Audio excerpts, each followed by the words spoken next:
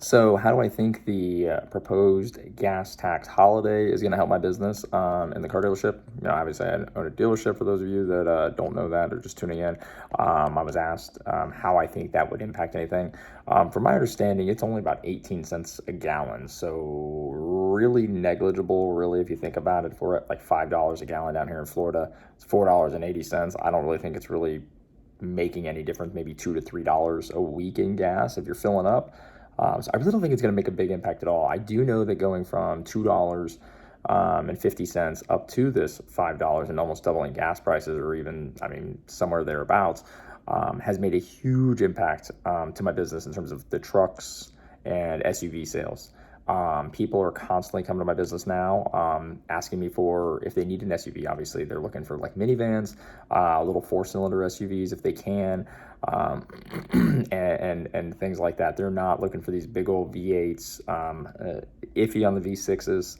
And realistically, they don't want trucks. If they do, they're looking for maybe like your smaller trucks, like your Frontiers, your Tacomas that are 4-door, but maybe better on gas than a big old monster, a big old full size truck. Now, that being said, sometimes you just have to have the full-size truck, right?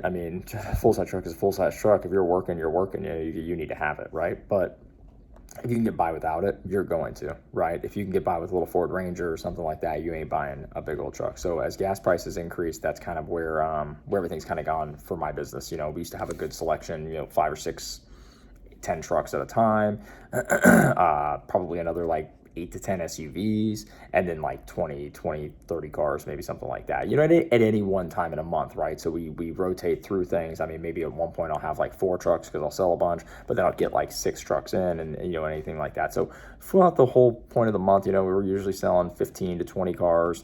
We're looking at somewhere around that we've kind of turned. Right. So, and that we constantly kind of have flowing into inventory at any one time. Right. Sometimes you have more, sometimes you have less. That has shifted. I have no trucks on my lot now. None. I don't have any lot of trucks on my lot. I sold my last one, which is a Nissan Frontier, in May. I haven't bought any new trucks because there's no demand for it. It's a supply demand equation for me.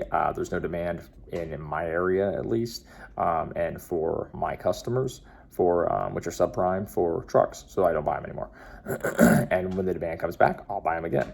I've had people stopping in and say, "Oh, you got any trucks? You got any trucks?" No, but whenever he's asking me if I got a minivan, which has been very difficult for me to sell. I used to never sell minivans. Now I can sell them, right? Because they're a little bit better on gas, but they hold a lot more people, right? So that's kind of the appeal. Now, in terms of electric cars, I don't do any of those. I haven't gotten any smart cars or anything like that. It's not really like my customer's thing, so to speak. Yeah, and maybe it is, and I'm just unaware, right? But nobody's asked me for a smart car. Hybrids have sold pretty quick, so that also helps. So I get some Fusions in that are hybrid. Not that I think those are amazing cars, but if that's what somebody wants, who am I to say, right? That's one of the big keys. I try to focus all the time on the business. Is not necessarily what I want. Because if it was all what I wanted, it would I would have a Toyota used car dealership. That's just what I would do. It would just be all Toyotas because they're super reliable and they're great quality cars. But I don't. It's not about what I want. It's about what my customers want. My customers want, unfortunately, Chryslers. Those are huge. Chryslers are awful. And sorry if you drive a Chrysler, it's true. Dodge Chrysler, they're just poorly made, but they look cool. I'm not gonna lie to you, they look cool, which is why people drive them. They're cheap, they look cool, they depreciate fast. Maybe not your trucks aren't gonna appreciate as fast. Gonna be a better option for you there. But if you're talking like the Chrysler 200s, 300s. Really anything like that. Dodge Darts, you got transmission issues for days, you got regular car problem issues, cheaply made vehicles, but they got a market because they focus on making a car look cool as opposed to reliability, whereas Toyota and such are opposites, and everybody's kind of in between there. You get your Hondas, some of them are cool and some of them, they're relatively reliable. And your Nissans are junk now. The CVT transmissions are just destroying Nissan. Those things are just awful. I think there's a class action lawsuit on the 2015 Rogues, I believe, but I can't imagine there's not one on like every single one of these wicked expensive transmissions. Extremely expensive. I'm looking at like 2017, 2018 Sentras. I could get those at auction for like $4,000. It's like, oh, needs a new transmission. Okay, so it's a $9,000 car. Basically, now it's a $9,000 car. And who knows, the new CVT you throw in there is going to last you more than friggin' 20,000 miles. And I'm not talking Sentras, those are 2017, 2018s. I'm not talking Sentras that are freaking, sitting there with 200,000 miles. We're talking Sentras like 40,000 miles on them that I can scoop up for $4,000 at an auction. It's ridiculous. I mean, those cars are just shot. So, so going back to that, gas prices wise, the demand is there for smaller cars, smaller SUVs, smaller trucks, and for my business, and I focus on what the customer wants, and that's what they want. So I buy what they want, not my decision, and that's really it. So that's how I think the gas tax holiday break thing, whatever we're calling it nowadays, do I think that's going to help anything? No.